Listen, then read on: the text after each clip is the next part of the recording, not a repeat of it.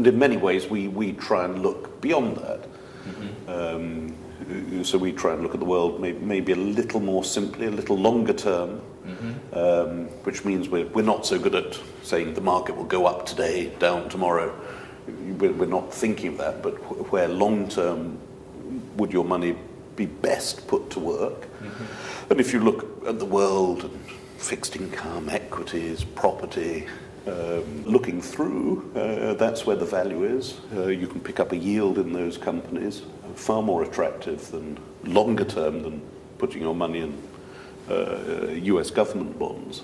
Yeah. So do you think in the longer term we can find which area we can find a lot of undervalued stock? Which area? Yes.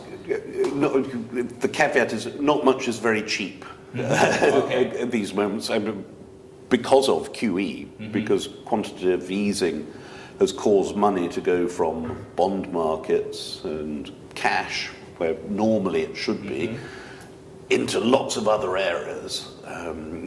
So we've certainly seen bubbles in various areas that people have tried to control, property prices in Hong Kong or Singapore, areas like that, where which have come about because of, to a large extent, QE. Also money going into equity markets, because I can have a higher yield on an equity than I can on a bond, which is all a bit peculiar.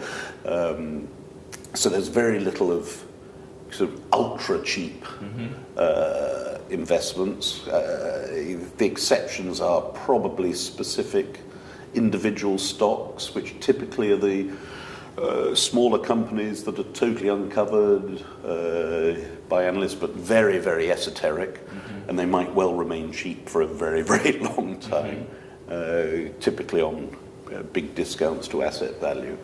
But those are very isolated, small areas. More broadly, the value lies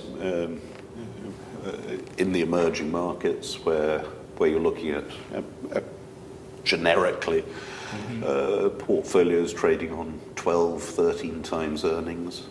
Not much growth, maybe 3% yield. Okay, decent balance sheets if you're careful. Short term, probably only growth in single digits, so 7-8% growth, which is well below what it was 5-10 years ago. But again, for the patient investor, when growth does pick up again, and we're all guessing, and we've been guessing for years that it was going to be in 6 months' time or 12 months' time, and we started guessing that 5 years ago, people are still waiting for the growth to come back. And I don't think it's going to be next year yet. So it's going to be another uncertain year next year. Maybe it's 2018, but this is hope.